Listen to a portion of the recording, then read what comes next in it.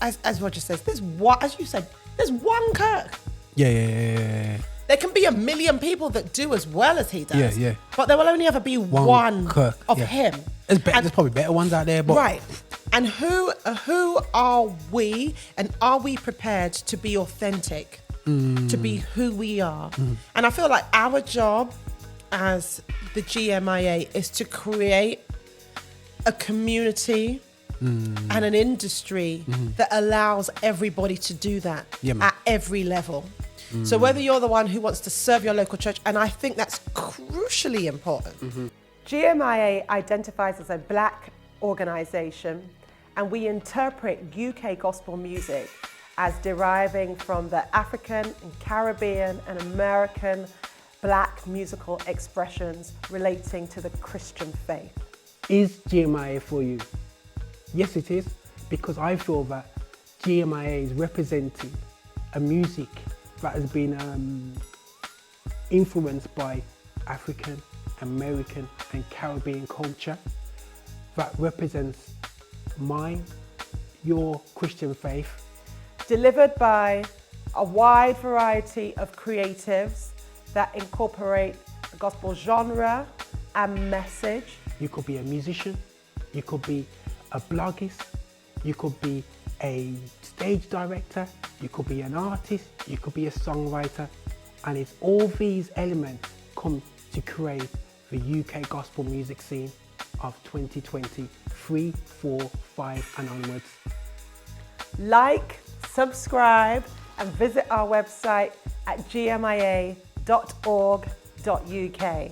You can also visit all our social media handles at GMIA.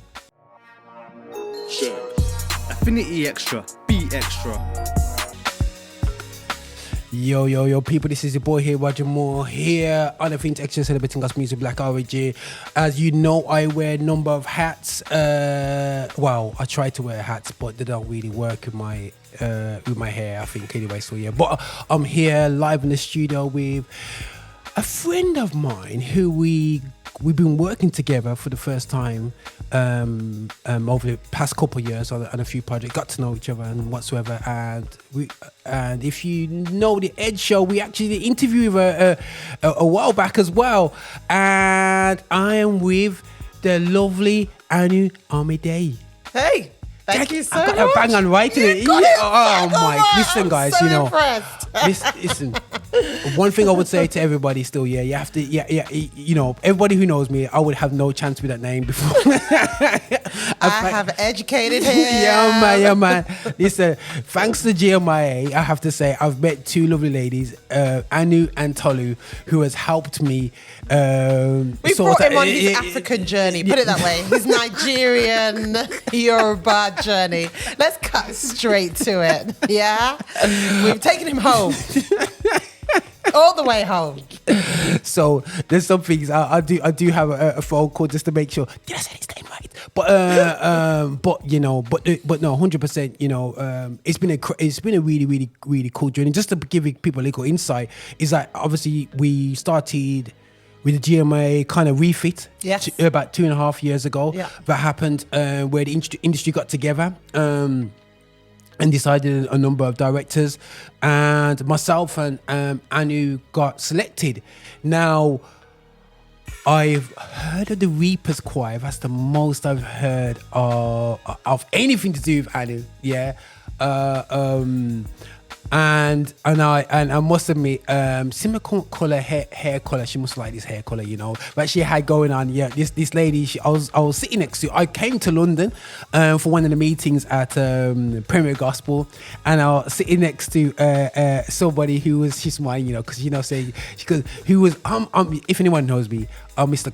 Quiet in the corner. I'll keep my thoughts to myself, and I thought, I don't know this girl next to me, but she got something to say about everything. And you know what? It wasn't a case of going, but I don't know who she is, but she's talking like she knows what she's talking about. Like, you know what I mean? So I was like, who is that? And I must have said to Audrey, who is that sitting next to? I don't know, you know. Who is that? You know. She goes, oh, Reaper's Choir. The Reaper. The Reapers that got onto the mobile. Oh, snap. Okay, cool. So how did she know places like Coventry then? You know, because usually Londoners can't get outside the M25, you know. So it's been amazing. So the whole journey has been really, really cool because I kind of get to know, learned a lot about yourself, so it helped me to get over some preconceived ideas. But 100%, she's laughing because it's so real. But myself, I don't know, what did you know about what me beforehand? But she knew nothing about me, you know, beforehand. Nothing. I'm joking. I'm like, yo, it's cold like that, you know. Man was out here doing hip hop, you know. You were really coming. You were going in hard on me. No, I knew a bit about your hip hop background, and I just knew that you just knew what you were on. You were deep in the history and like your promotion work and some of your production stuff, and I had an inkling, I had an idea. And you know the joke is, guys, I am known for hip hop in the gospel world, isn't it? I'm known for rap. For sure. You know what I'm saying? The joke is, I grew up in hardcore church. You know what I mean? I grew up on hardcore church I music. know that now. You know that, like so it's actually, here's a question to yourself. What was your go-to tracks when you was about, I'll say we, you know, because we would have been writing about we are in our 40s. That's what he's skating around. So that's what he doesn't want to get that out. But look, let's just jump to it. So when we were growing up. So who was he go-to growing up? Oh, I've got to say, urban gospel. It depends what you mean. Not urban gospel, just gospel. Yeah. But not urban back then. Yeah, exactly. That's what I was saying. That's exactly what I was going to say. I've got to say, my go-to was Fred Hammond, Hezekiah Walker, Kirk Franklin, of course, Yolanda Adams. All right. Yolanda. Donald Lawrence. There's just so many. Okay. I mean, look, I'm a choir woman, so all the big choir sounds, I was just all the way in there. You know, John P. Key, all of those guys, Ricky Dillard. Okay, cool. Yeah. Those were my go-to. Okay, cool. Yeah. And the joke is, guys, Hezekiah Walker, I must admit, later when I have looked back at him, he did kind of put me up. Oh, I've put it there. He kind of pushed me away from choirs, you know. He did, because he just got really monotonous with it was good at first. I know what you mean. And when he got after Live in London, I was like, oh, it's just like regurgitating the same thing. I was there at that Live in London recording. I was there. I love that recording. I learned so much from being in the crowd about just the process of recording live. Okay, cool. Yeah. Cool. And I loved that album. I know what you mean, though. I do know what you mean, but he really paved that way. And he is timeless. Like, you can find a timeless track from him from the last couple of decades. What's your go-to? If I said Hezekiah Walker, what's your go-to track? Oh my God, I wouldn't even know where to start. I mean, you've got I Need You to Survive. You've got obviously in the sort of later life, Every Praise is the one that everyone knows. But when you're going back, if you're going back to the days from that Live in London alone, the worst thing is that I can't tell you the title tracks, but I can sing it. But I'm not going to sing it. But the thing is, I like the ones that I was on Live in Toronto, Live in New York. I know what you fly mean. Away. I'm telling you. You know what I'm saying? Yeah. And God of a Second Chance. I know all them ones. Second Chance we used to live on. You say, and with his wife Monique singing. You know what I'm saying? Remember Monique? Monique used to sing every single lead. She sing all the leads, but I'm notoriously bad with lyrics because the music and the harmonies and the vocal are the things that I learned the most. That's interesting. Yeah. I'm just terrible with lyrics anyway, because as a musician, you just I hope I can get away with it. But now I was more into grooves, man. I was into Andre Crouch, Winans. And what's Winans? BB and CC. I used to do. I know you're not a fan of them, you know. I was a bit. Okay, so do you remember the Winans came to London at Wembley Conference Centre? This is sometime in the 90s. Okay, cool. Winans Okay, yeah. I remember when they came. Do you remember? Yeah. I remember when they came. It was the family in it. It was the family. I'm a late comer to this scene now. Yeah, I'm gonna tell you a story. That was round about Bonfire Night. And about Bonfire Night, and I remember at church being at Bonfire Night and they're saying that Winans was in town, and because I wasn't part of the certain crew nation, just put it out there, guys, in my youth group, I was old enough to go, you know what I'm saying, but because I wasn't part of the crew, because Roger was unfashionable Roger, you know what I'm saying, I can't take Roger, you know what I mean, I was I was at college, so I just turned 16. I was 16, 17. So you would have been about 14. Yeah, I was going to concerts from I was 9, 10. Oh, you're one of them. I was taken along. I was troubling everybody, and then to take me along, all these like aunties and uncles, whoever would take me, and then the minute I could get on a bus by myself, I would actually go to concerts myself. Listen, you think I'm joking? I was at every concert. I was a music head from morning. That is not my journey. I was a football head from morning, when I got into music very later on. But the Winans there, the album was big in here. Time to make the change. I remember some lady in a purple suit with a finger weave. I'll never forget joining them on stage doing that rap. It's time to make that change. All the people of the world. Ups and downs. You never be or you won't be around. All we need is a little bit of love from heaven above. Take me, it's easy. Anyway, so sorry guys, you know that's. I'm sorry, we're old. Let's just put it there. This is fun for us. I don't know about you. Stay tuned. Bear with us. We're going somewhere. Yeah, hopefully. So bear in mind, we still don't know each other. I'm brought up in Birmingham, you know what I'm saying? And you're going through it's definitely journey. But no, that shows you the influences of especially American gospel. Now here's the flip side actually. UK gospel. Oh, listen. Okay, so go on. That'll be interesting. On, oh my gosh, Clive Brown. Okay, again, choirs. Okay, cool. My whole background is choirs. So Clive Brown, who actually is one of the country's like hidden secrets. Yeah. He is a phenomenal choir director. I spent a year or so with him singing, and it changed my entire life. And I think he did a recording last year, and he's about to bring out an album. Oh yeah, I saw something on Instagram about him. Yeah, cool. So I mean, phenomenal. Obviously, Basil Mead and LCGC. Like I just grew up on all their stuff. New Colours. I used to love. Oh, you like New Colours? Yeah, mate. It's a. Okay, I am a straight fan of New Colours. New Colours is like if anybody had their New Kids on the Block, that was my New Kids on the Block of gospel, man. You know what I'm saying? Mate. Great to Love and all them tune there still, man. I'm telling you. Every music video, I was like, I'm telling you, they were just so like out there, and it's like UK urban, and it was you could see yourself being that. If you as a Christian, I really identified with that. I really had it. And if I'm moving away from like groups from like Levine Hudson, I mean, what? I mean, it was just incredible. And there were just so many different voices that aren't necessarily like well known, but like on the circuit, they were just so instrumental in my life, and I would listen to them again and again and again. Do you know what I mean? Then later on down the line, then you get the sort of Noel Robinsons, although you actually can't sleep on Noel Robinson because he straddles so many different paths. I know he's like more kind of worship, but he has been around for 2-3 decades, just working hard. 4 decades more. Like I know he's going back, going back into the 80s, leading worship in Church of God of Prophecy. Yeah, exactly, you know what I'm saying. You know, and being and I remember seeing he was part of a group that the older guys were telling me about. I can't remember his name. Is a phenomenal because the guys would say singer. No. He's a guitarist. Exactly. And I think he played at least once or twice with the inspirational choir. So yes, yeah. That's it. Bishop Francis. I used to follow the inspirational choir all the time. So it was inspirational choir and LCGC that I used to follow.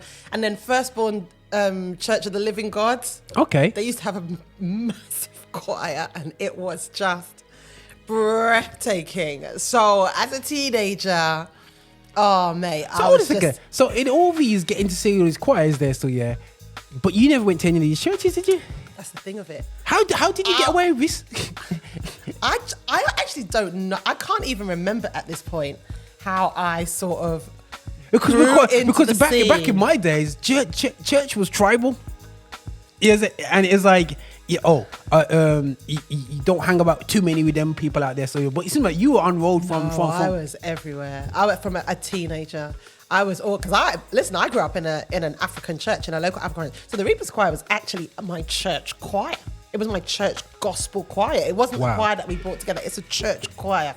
I'm telling you, my old family church choir. Yeah. And so but from that, I'd be everywhere. I'd be singing with this choir. I'd be going to watch that choir. Pastor Junior Spence used to put on a choir concert of the year. And choirs from, I feel like the country used to come and sing at that thing. It used to be choir after choir after choir. I don't know if you remember, I don't know if you know, but we used to have these jamborees at New Year where you would have about 10, 12 choirs just back to back to back to back to back to back. And that was just my big thing. I just always loved that wall of sound. Jamborees, man? Like, jamborees was like, guys, listen, jamborees was basically the best of the best for 5 hours. Simple thing. It's best of the best, and you're paying about 10, 20, you're paying 10, 20 quid or whatever it is. Not even 20 quid. You're paying 10 quid for bands and musicians that are basically professional session, you know what I'm saying, musicians, and we did not know what we had, you know what I'm saying, and you know, that will get back to a lot of our visions for GMIA because of where we're coming from and where we are today, and you know, but it was real powerful, and it's a scene that as much as you look back, you can nothing but look back with smile, you know. That's it. And then I started to learn before we move on. Then I started to open up a little bit to the more sort of hip hop and stuff. So the Green Jays. I can imagine you going to a Green Jay gig. You end up at any of my gigs here, GR Lives. What? No. Exactly. Because I wasn't that much of a. Yeah. I got told off by doing just only rappers. I remember when I did GR Live 1. And the first one with The Truth, somebody said to me, Roger, this would be who's leading worship at the beginning, where's the singer? It was a you know big what I'm saying, thing, you know, and I said, nobody. You know what I'm saying? We're just going to do it like that.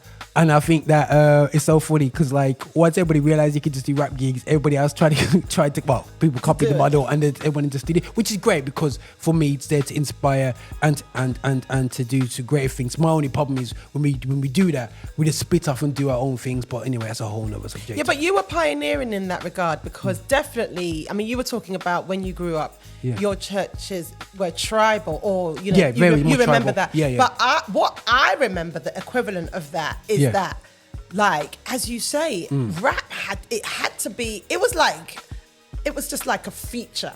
It wasn't in the Christian world. You couldn't make it stand up on its own. It was just like, okay, we might have a little bit there to appease the young people, but let's surround it with choirs or praise and worship and what have you. So what you were doing was actually incredibly, you know, trailblazing. Just saying, actually, I'm gonna strip out all of this and all of that, and I'm just gonna have that. That was trailblazing. I've got to say. I mean, I knew about it. It just wasn't my scene because I was a complete choir head. Because the thing is, I'd still have it today. People feel like rap was the demise of the UK gospel scene. I know people because of you know what I mean. So you know, but what I think the biggest demise was for that generation of singers and creators. And you can say what you want. I've done the research. Just to finish a documentary, interviewing 60 of you. Which you've got to watch, by the way. Is yourself. Ourselves, our own cultural inabilities to actually complete projects, to do amazing things. I was very negative towards the singing scene because I felt like they never wrote their own songs. That's why you couldn't release. You know what I'm saying? And they actually did write their own songs. It's just that they never had the people in place. And one thing I learned from Kevin Tomlin doing things about black music history in America, it's not just an artist, and a lot of times we do things as artists as loners, realizing that you need power, you need a team, you got power brokers. Everyone thinks that when you say Quincy Jones, it's the guy he's playing every instrument. He ain't playing nothing. He's just going, Charlie, sort the job out and I'll fix up so and so. I'll make sure the fund's in place. You got the studio here. You got power, LA Reid, power brokers. But trust me, LA Reid can drop drums, but he's a power broker. He doesn't do it. Yeah. And I think that in UK gospel, we rarely have embraced that. You know what I'm saying? I think you're right. I think in terms of just bringing it together and just saying a group of people can work together without having their face at the front. So you could say like, okay, I'll be the producer in this regard, or I'll be the thing, and I'll get that musician in, and that person in, and that person. But it does happen. It does happen. No, 100%. And more and more is happening. I would say in the last 10, 15 years, it's happened so much more. Yeah, so it's just much the early more. years. It never happened. Yeah, I also think it was a confidence thing. Certainly, when I was coming up, again, I can speak for the sort of choir and the sort of soul R&B type gospel scenes.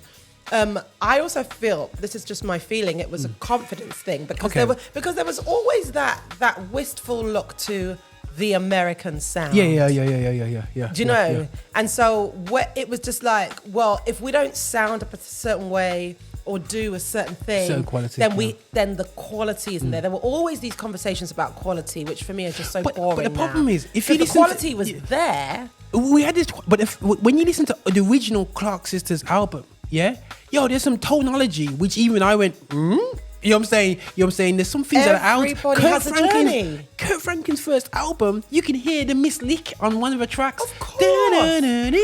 You can hear the misses when you watch his video, the first album video. That two brothers, guys. I know you mentioned Kurt Franklin. That was probably to our generation, this revolutionary man, because he was. Because what he bought was big vocals with few people. I know I love my Reverend Bronson when it came to choirs.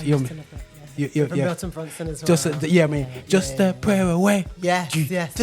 Anyway, so sorry. Yeah, and the Mississippi Mass Choir. Yeah. To love. What about Orlando Draper? My soul. Yes. I wasn't a massive Orlando Draper fan. I just like that a cappella song. But he is. Ooh. Anyway, but Kurt Franklin has always been revolutionary. Like, not just our generation. He absolutely did change the sound. Yeah. But you were going to make a point. Yeah, no, 100% massively. He for me, he showed. Now, I'm admittedly not a fan of where he's at right now. You know what I'm saying? I'm not talking about his personal stuff or his hairstyle. He's got big arms now, so it's kind of healthy still, So it allows me to go gym now, and I probably can go and wear a vest now and put it in social media. Because Kurt can do it. He's our leader. He's our leader of our faith. You know what I'm saying? But the ability to continue evolve himself as an artist over generations, you know what I'm saying? It definitely is really, really cool. And I think that as an artist, I know people look at shelf life, and there's an evolution of your sound. But for me, he's evolved within black culture quite well. You know what I'm saying? Over the years, he's embraced. If you listen to his original album, everyone said that was revolutionary, but it was just a typical quiet album, just with less people on the stage, with some big singers. There was a couple of funny, cool licks on it, but it wasn't as revolutionary as his another one album after that. About 2-3. Listen, the rebirth of Kurt Franklin was big. I remember. You're actually right, because the one after that had. Okay, so I know what you're looking for. What you're looking for. You hear the grooves coming in that one. What you're looking for was such an album. Yeah, like, man. I know the entire thing from back to front. Yeah. You just play that. You know what I'm saying? Well, you should not have needs it. You know what I'm saying? But no. But that's you hear the evolution more then. But it was intentional. But Kevin taught me something about the Kirk Platinum album. Go on. So the success to Kirk wasn't just the fact that I always said to myself, I used to go to the bookstores. I don't know about it yourself. I used to always go to the bookstores. And when I saw the poster first, it wasn't a platinum album. 3 years later, it became a platinum album.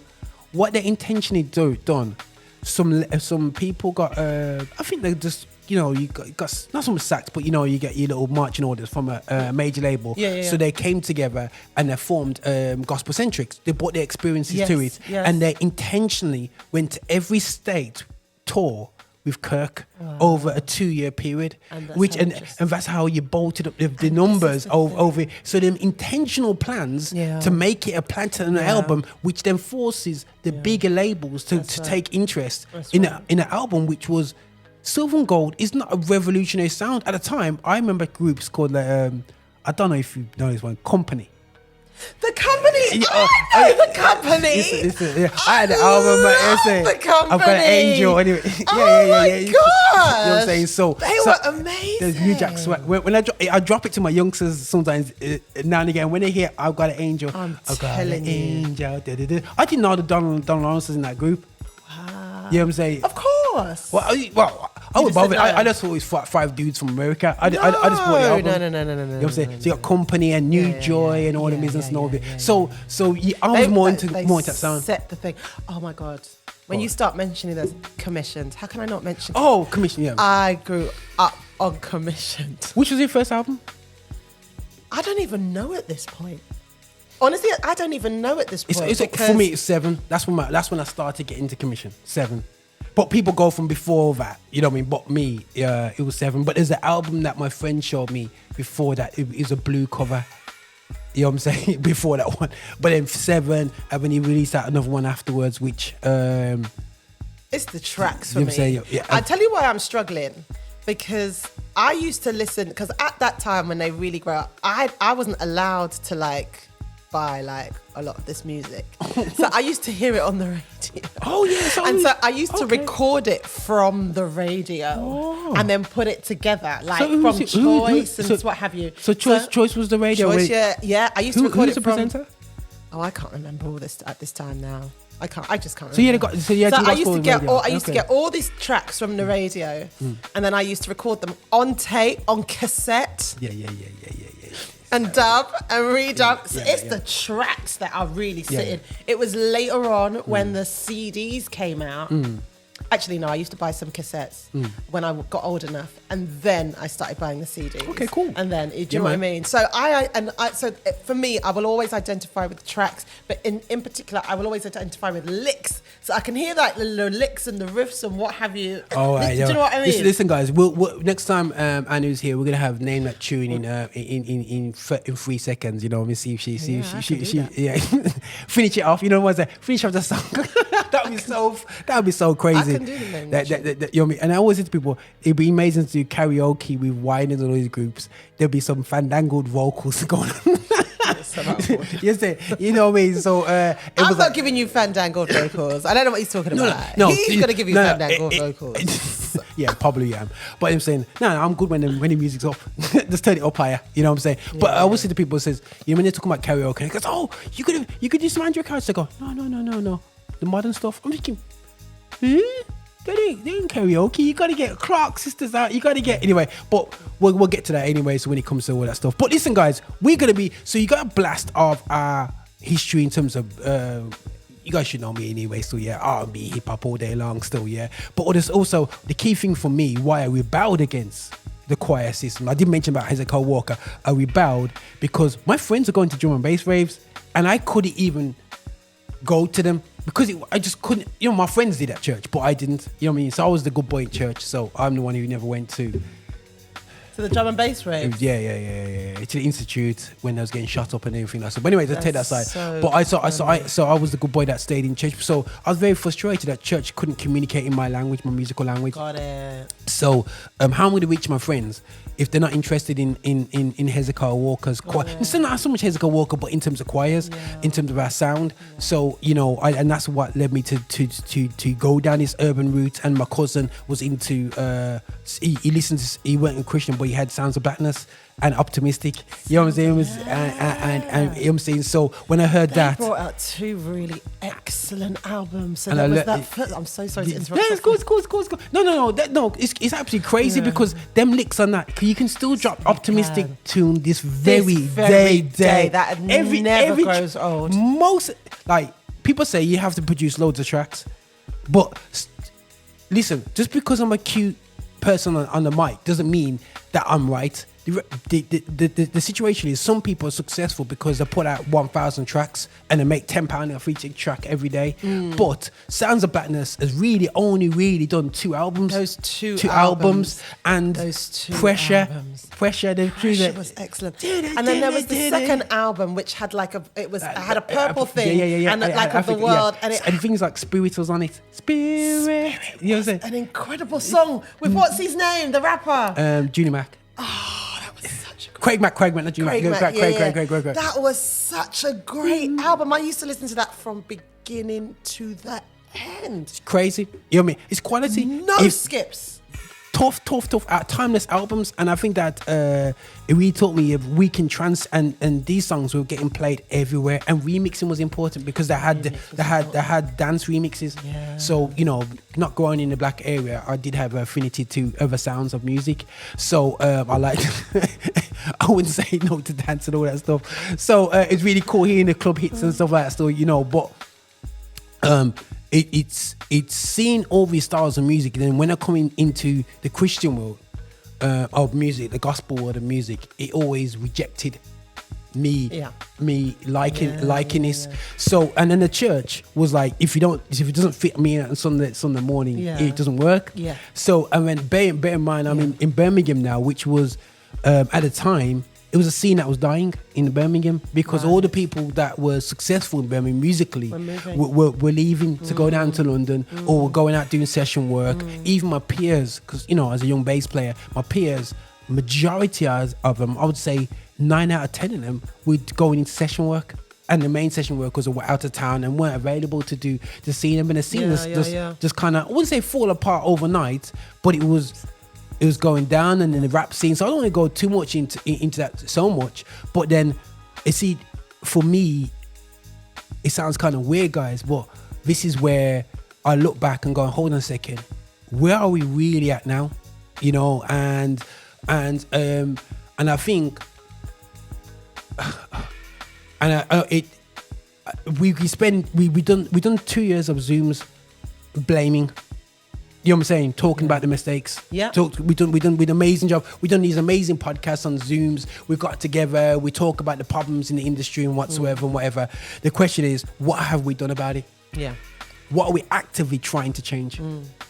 You know, end of the day, still, we're still operating as in a fragmented industry. But when we go into the so-called professional world of the industry, we behave professional. But when we come back into the gospel world, we start to have unprofessional tendencies. You know, and that's the biggest book for me. You know what I mean? Yeah. You know what I'm saying? I'm not saying everybody's like that, and I know it's a very sweeping statement, but I'm just talking from a perspective of, okay, I'm a promoter, and I know. And I reach out to certain people, and I see, I'm a producer as well, working with people, and I see how much they don't give back because of resentment, because they just say, "Child, Christian things don't bother. I'll just come and just do whatever." But when they do the work job, they just give it their all, and they're absolutely professional. So I'm sitting there going, how are we going to move from here?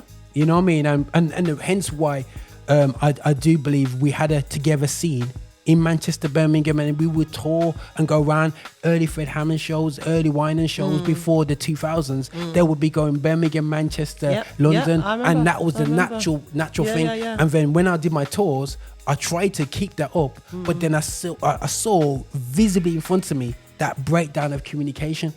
You know what I'm saying? And also the breakdown in communications of the two cultures of our churches in terms of the African culture and the Afro-Caribbean churches. You saw the rise of the African churches in the 90s going into 2000s and the demise of the African-Caribbean churches.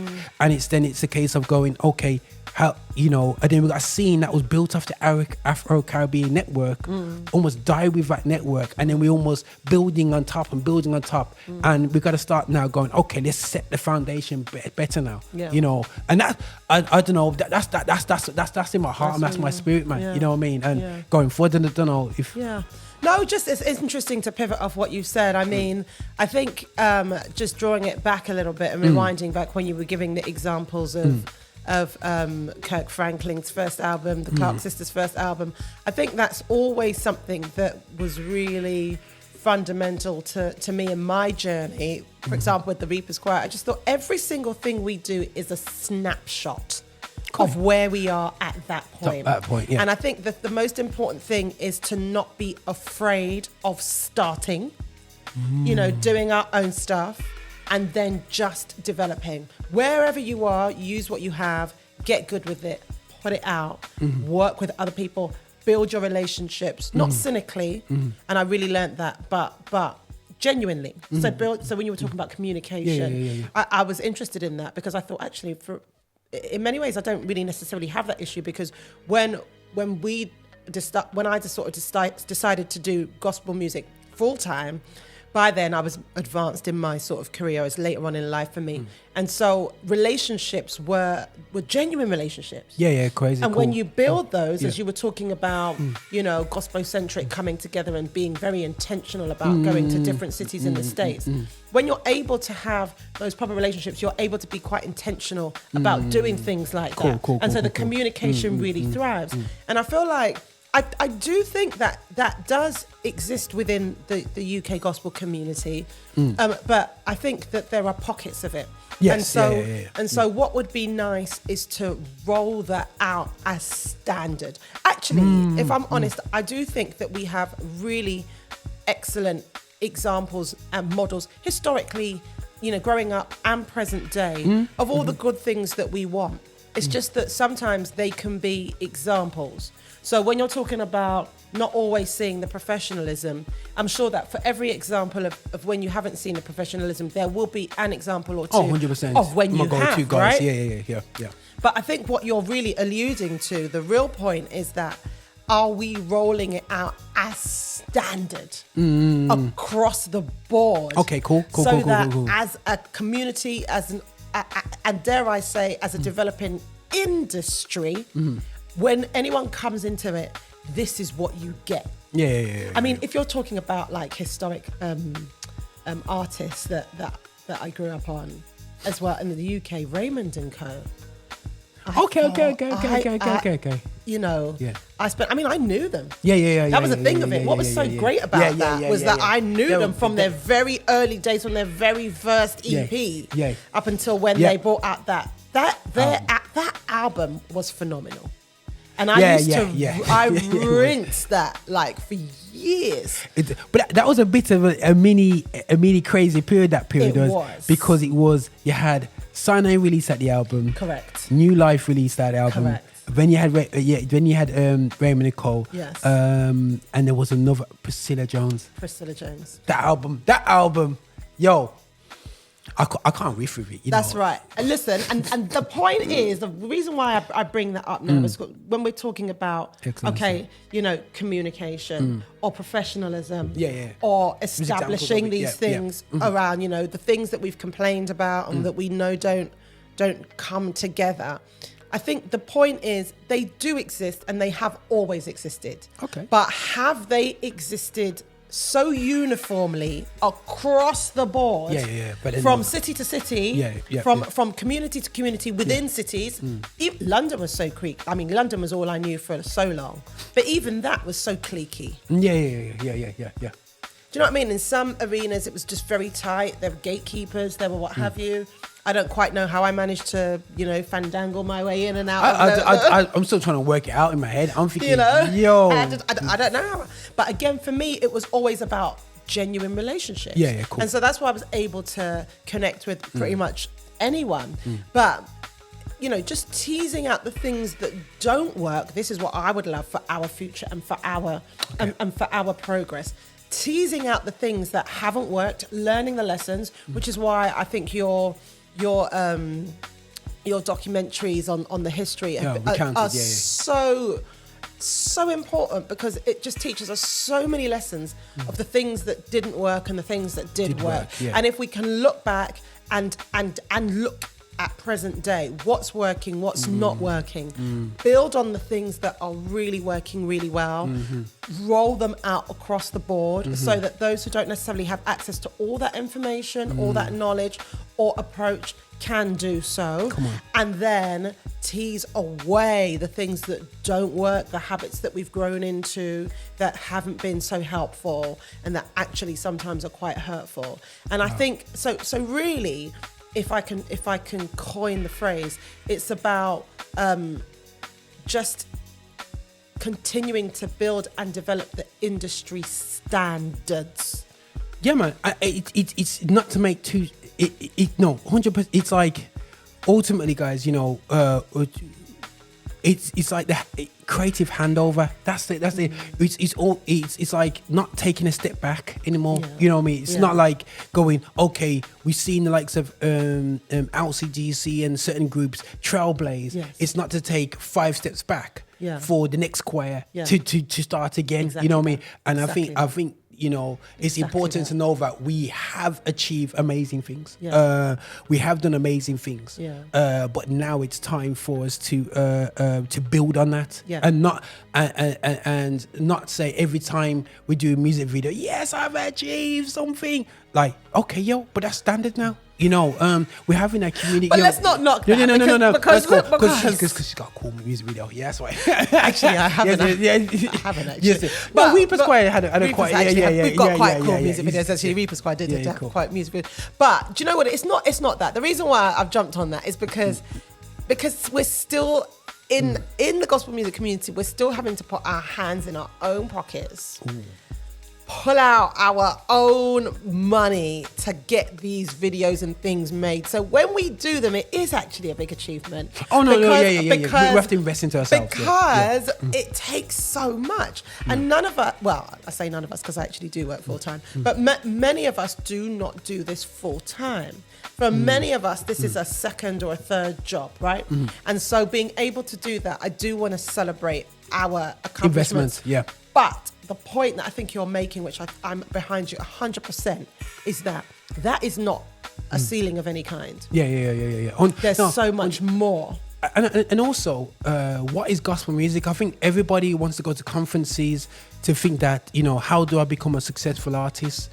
What you have to realize is that music is a massive thing here, not only as becoming an artist, but also for your own mental well-being as well, and your own physical. Sometimes you need to, even if it's just for your family, you produce an excellent album just to get your journey off your chest. You know what I mean? Because of a poor childhood, yeah. And you need you to get that off your chest because that will help your mental well-being. And you might only have 2 plays, but at least that journey has been cut off your chest, and your mental well-being is great. I don't really care. I'm not here to tell you that you have to do certain things or certain quality. You have to send it to America, spend 20 grand on it just to get it a certain way. I'm not saying that. To do your best, that first and foremost you are satisfied. You might sometimes, what I'm finding a lot of artists that are very driven is that they almost set themselves wild because what is their success? You know what I'm saying? What is their defining their success? And I think in gospel, and it's very, very hard thing to say because of our culture, but it's the 1 view, it's the 2 views, it's the 3 views, it's them few comments. You know, I've done blogs where I just talk to myself on YouTube, like from about 8-9 years ago, and I remember my friend said, "Oh, my friend likes your YouTube." I'm thinking, but I only get 20 views, so what are you in about? How can she said she can't wait till you bring out the view because you make her laugh because you just roar like that. I was like, huh? But the thing is, you don't know who you're touching and who you're reaching, and there's only can be 1 Kirk in the gospel industry. There cannot be 20 Kirks. Everybody wants to be Kirk, but I'm afraid not. It's a pyramid. It's almost like a pyramid scheme. Almost. There's only 1 Jay-Z. There's only 1. You cannot have multi-platinum. More multiple platinum artists than are of other artists. There's so many other artists there, and I think we have to appreciate that. You know, count the cost. Enjoy the journey and just enjoy music, man. You know what I mean? I listen to music to enjoy, to bless my soul. You know what I mean? To drive me forward. You could be blessing somebody. So for me, it's just understanding that it's not just about becoming the most successful artist and transcending all the festivals on stage, wearing tight jeans and just going in, and everyone's liking you there with dyed hair color, and you're just going, yeah, I'm on this thing, and you know what I mean? And you're doing this massive hit, and you're the gospel storms. It's not just all about being that. You know what I'm saying? Also, it's being effectively back for home in your home church. You know what I'm saying? With your album. Do you know, I could not agree with you more, and I really, really hope that people are really listening to what you're saying, because in fact, the thing that you're looking for will actually come from doing what he's just said. I'm at the moment, I'm reading Michelle Obama's book, The Light We Carry. And she was talking about when she wrote Becoming, that was really just a way for her to process what she had been through herself, right? She was just processing the last 8 years that she had, obviously, as First Lady of the White House, First Lady of the United States of America, sorry, not the White House. She said that she was just writing the book for that and as a way to process it, and it was quite cathartic. And she was absolutely floored by the response, and that really struck me because the motive behind it, which is what you're talking about, was very much just getting out where she is, what she's doing, what she's been through. Excuse me. So what she's been through, it wasn't really about, I want to write a best-selling book, or I want to be able to tour, and all of that stuff came later. And I feel like creatively, when we actually just develop what is in our heart, sorry, I've just got, Bless I've got a couple of sneezes. When we actually develop what is in our heart, and most importantly in this industry, what God has placed within us, when that is the success. Someone was saying yesterday, actually, what is your measure of success? Actually, in that book, she was saying how you define success is actually quite important. And I would challenge you and us as gospel musicians or practitioners. How are we defining success? For me, a large part of it, actually not a large part, let me just call it straight. This is my personal approach. Success for me is when I have done what God has asked me to do. And it's as simple as that. It actually is as simple as that. Because then at that point, I know that he will then do what he's going to do. Now, that doesn't absolve me. I don't want you to hear what I'm not saying. I'm not saying, I'm just going to do this and I'm not going to work hard. Part of doing what he's asked me to do is the hard work. Is being professional, is making sure that the marketing and the PR or whatever it is needs to be done, that the production is excellent. All of that is part of the work. But if I do that and I get 3 views, I'm okay. No, and I that's something that I've had to really work on. True. That's being really intentional. I am okay because, as you've just said, those 3 people, something's happening in their lives. That's moving them. It's touching them, and also for me, doubtless, God has done something in me, or I've grown, or I've developed through that process. And sometimes, if we are looking at certain metrics to prove our worth, honestly, who are we proving it to? You know, or to demonstrate our success. You know, what's your measure of success? You know, how many views are going to make you satisfied? How much money in the bank is going to make you satisfied? Listen, I was a lawyer before I did all of this. I made money. When you make money, you understand that money doesn't really mean much. I prefer to be without and to have that joy and to follow where God was. That's so much more. Mate, none less. But listen, when you've done it, when you've done the 6 figures or whatever it is you're looking for repeatedly for years, you understand, well, what does this mean? And you can actually, what is your measure of success? And so when you are creating whatever it is that you feel led to do, whether you want to do it or you feel God has asked you to do it, as Roger says, as you said, there's one Kirk. There can be 1 million people that do as well as he does. But there will only ever be one Kirk of him. There's probably better ones out there, but right. And who are we, and are we prepared to be authentic, to be who we are? And I feel like our job as the GMIA is to create a community and an industry that allows everybody to do that at every level. So whether you're the one who wants to serve your local church, and I think that's crucially important. Okay, so I don't work as much with the Reapers anymore because I've had to do lots of other choirs. But you know, one of the discussions is, it was always a church choir. If we decide to just serve the local church, that is success for us.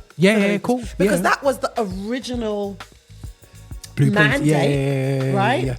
It so happened that it mushroomed, but that actually, the service of the local church was the point. And so at where they are right now, they're very satisfied with doing that. And when people ask me, well, what's the Reapers doing? I said, they're working.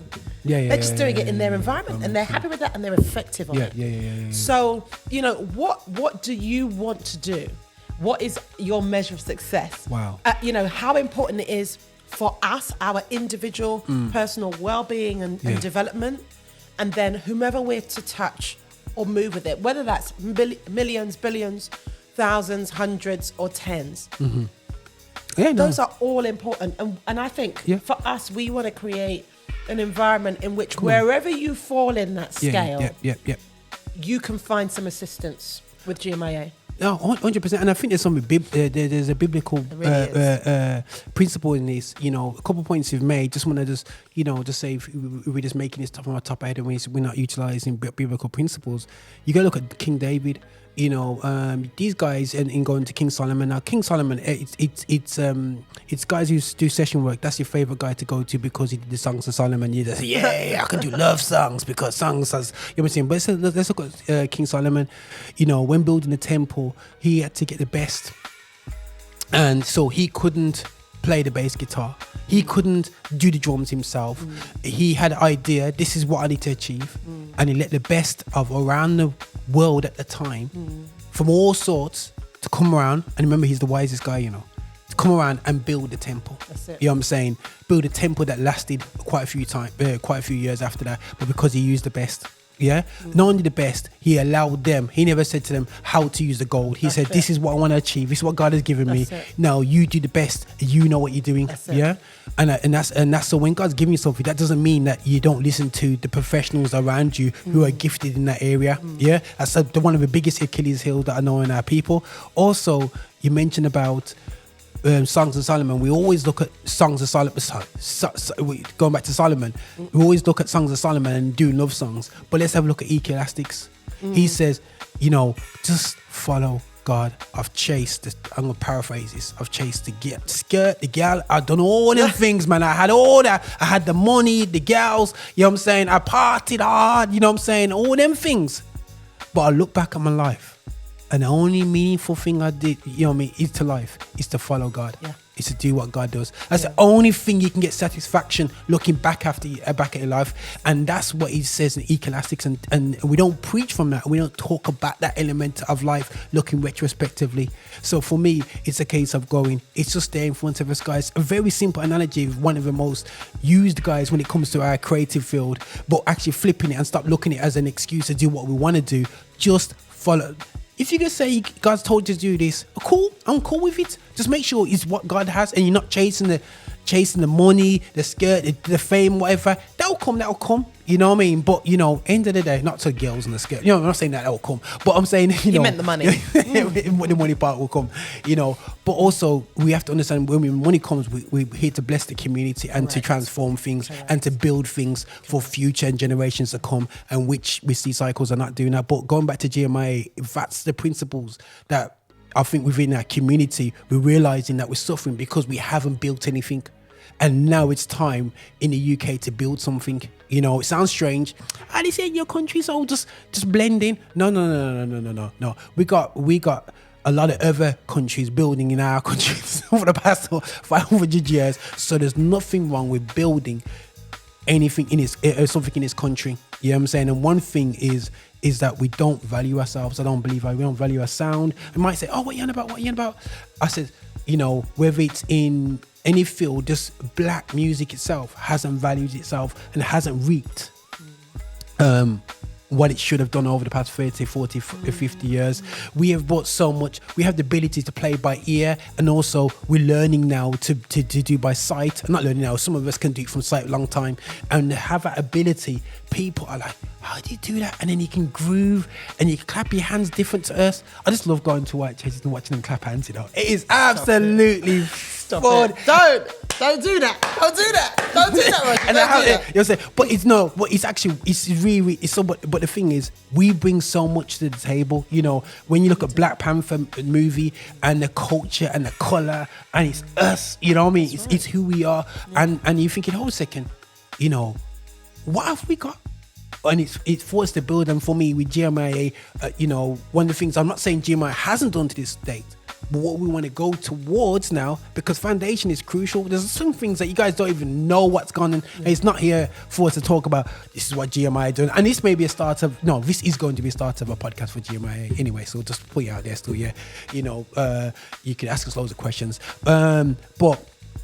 I feel that now it's a case of, now when we talk about things, when we see things, yeah, Now it's about us being able to use the community, not us ourselves. Because sometimes, you know, is GMIA going to be doing teaching courses? Is GMIA going to be doing heritage projects? Is GMIA going to be doing all these different things? Are GMIA going to do the GMIA choir? Are they going to be doing these tours around? The effectively thing is, it's not in my desire for us to do everything. It's for us to unite as a body and everybody to use a specialism and effectively grow the industry. And that's where I'm at. It would be crazy if we decided to do absolutely everything. It would mean that we would not be creating an environment in which you can develop. Yeah. You know, we can develop ourselves so that lots and lots and lots of different organizations, people, artists, practitioners of every single kind, producers, engineers, what have you, vocalists, can do things.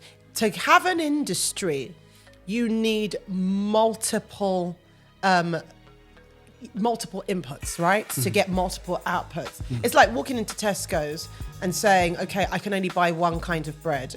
It's wild. You go to the shelf and you've got, 30 types of bread to pick from. You have an industry, you have a bakery. All right, but you don't if you have one or two or three solid loaves. It doesn't work. So what we're here to do is to do.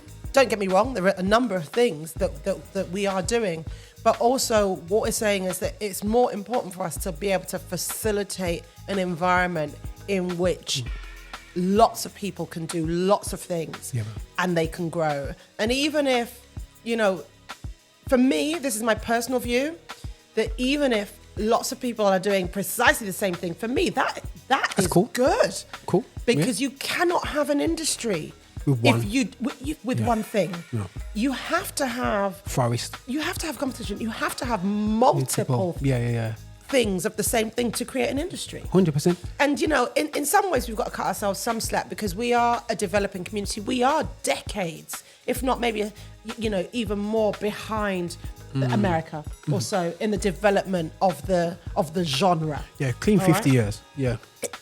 So we have to account for that, and cut ourselves some slack as a whole, as a country, in terms of where we are, and celebrate what we've been doing and what we've been achieving. But we are at a point where we want to be able to have, my greatest joy would be that people are saying, I'm a gospel music artist. I know some people don't like that word, but I'm going to use it. And I can do this for a living without doing anything else. Come on. Yeah. That's the target, man. For multiple, not just for one or two people to be able to do it, but for multiple people to be able to do that. And let me tell you why. If there's no economy, then people can't do it all the time. If people can't do it all the time, then we cannot get the word of God out in these different forms to the world all the time. So you just need that industry. In my mind, it's very simple. You need the economy, you need the industry so that you guys can continue to do what you're doing and not worry about how you're going to pay for Putin's electricity. No, you're 100%. And I think, it's always say things as a forest. I love when I'm a child, I love my rainforest programs. And so, even though I'm scared of snakes and everything like that, still I know a business, I don't do them things. I'll watch it on TV. But, when I was doing a Gospel Link magazine, somebody said to me, Roger, whenever people start media platforms, they always come up to me over the years and go, they're going to come and take you over. I said to them, you know what, still, guys, I cannot survive, we cannot grow as a media platforms in the UK with only having one in the UK. We have to have multiple expressions, like you said, when Skittles came out, you just stuff Skittles in your mouth, social life, because you go, where's he going with this one? So you put Skittles in your mouth and you're thinking, oh my gosh, I love that flavour, I love his flavour, but they all make a combination of, and your teeth look funny afterwards. But then you had the ones where they just had one flavour in it, and you thought, yes, we've made it. But when you eat it, it's just boring. Strawberry only, as much as that sounds good, blackcurrant only is just, you just want to chuck a little lime in there just to give it a bit more twist. So it's important for us to be a rainbow when it comes to expression within UK gospel, whether it's artistry. You know what I'm saying? And we're not going to go into what is the sound of UK gospel, whether it's media platforms, whether it's producers. You know what I'm saying? Wherever we fit in, engineers, musicians, whoever you are out there still, we need a multiple expressions, and multiple cultures as well. And I know we and Anu can talk for another 2-3 hours, but we do need to bring it down to close. But something that definitely we are going to be doing, which I'll definitely be making sure we'll be doing is doing potentially monthly or bi-monthly kind of like touch base like this on maybe a Zoom or like a video meeting where we can deal with questions that we input to us, and we can talk from our own experiences, so we can utilize this as introductions to ourselves. I believe it's really cool introduction of ourselves, and I feel that people, we are out here for you guys, you know what I'm saying? We're not the be all end all, you know what I'm saying? Far from it. And trust me, if we can't answer that question, trust me, there's some phone calls we can make, you know what I mean? Straight away we go, yo, how did the guys do this? You know what I mean? Because I don't know the answer for this, and really, but I could easily be a bitter, twisted 40-year-old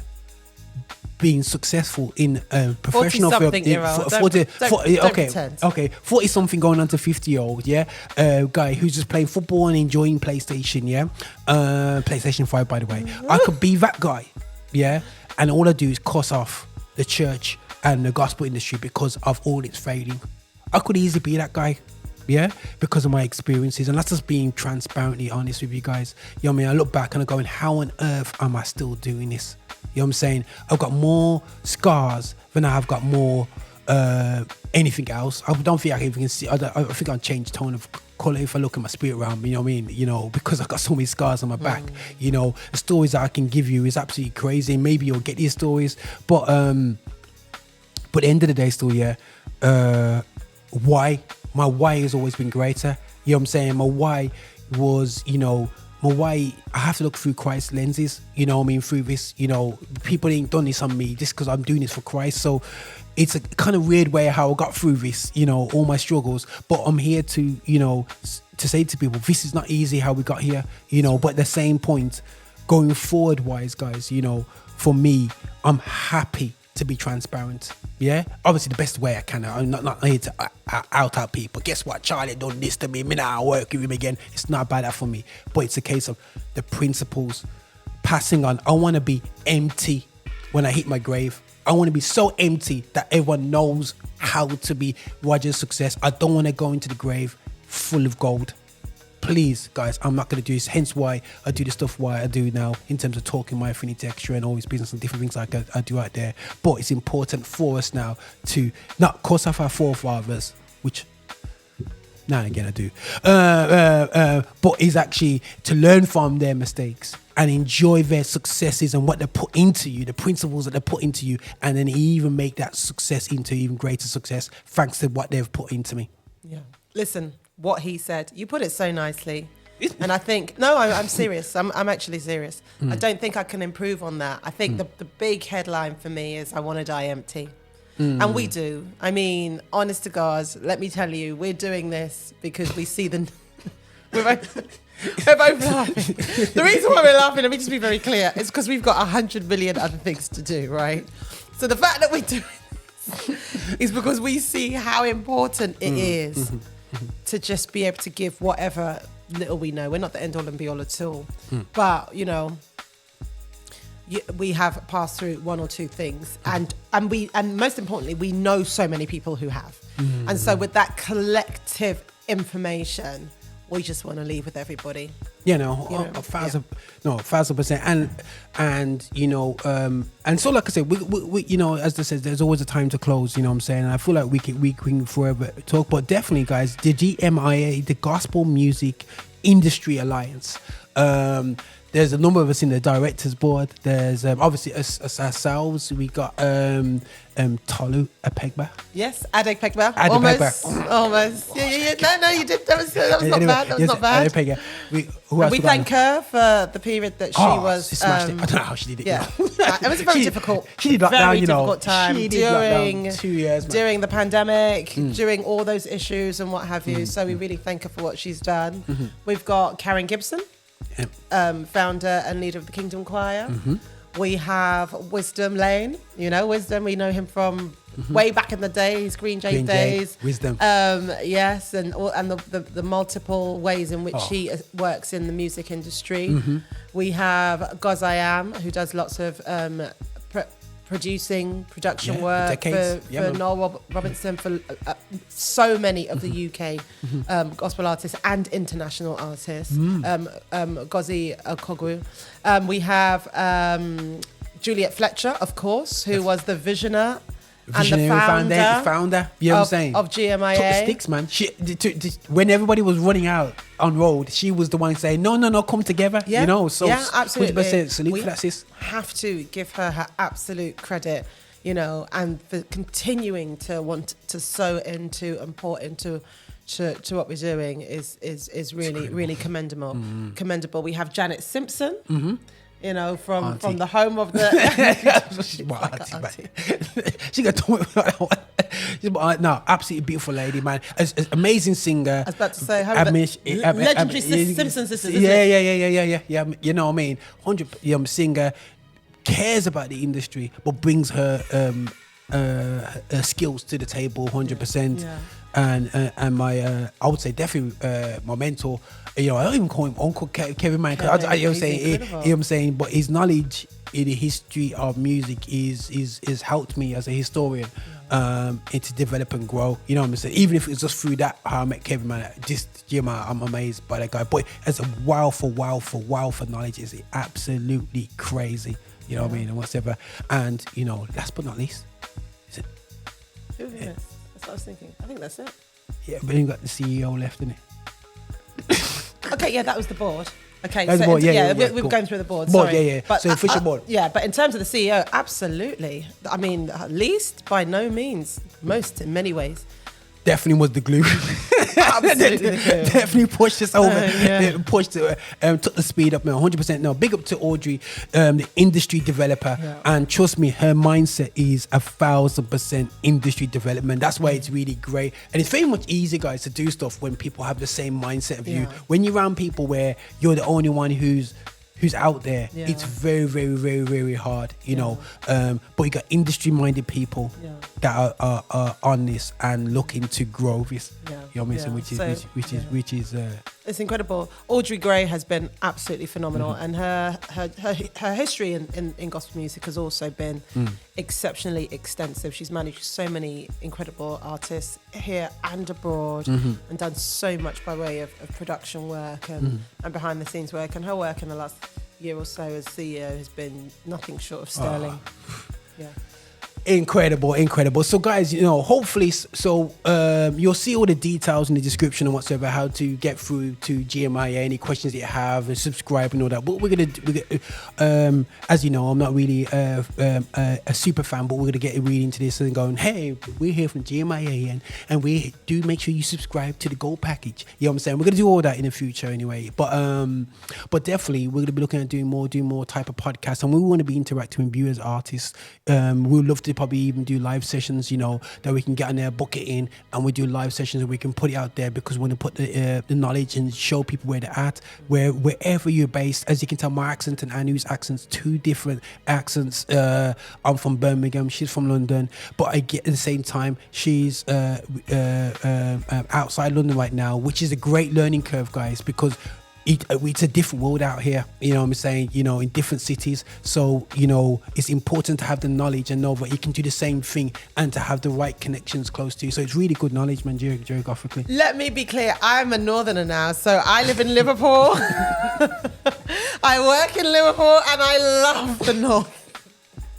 I love the north. I'm a Man United fan, so I have no affiliation to Liverpool. Visits to South are wonderful, but I actually really love the North. So, and he's right. It's been a wonderful learning curve, and I expect to keep learning until I die. Yeah, man. And I really mean that. And we've got some crazy projects coming up for 2023, I believe. September Watch Your Space. Guys, we're going to be shouting out very, very soon about that. And also over 2023 and 2024, we've got projects in the progress. And can't say anymore. It's Roger. I would say over and out, but that's how I take. So it's Roger Moore here GMIA co-chair. Scary times. Wow. And it's Anu Omidei, over and out, GMIA co-chair. Scary times. Very scary. Listen, guys, God bless you all, man. God bless over you. and out, man. Bless you, Bye. man. Exciting times. God bless. Bye-bye. Like, subscribe, and visit our website at gmia.org.uk. You can also visit all our social media handles at GMIA.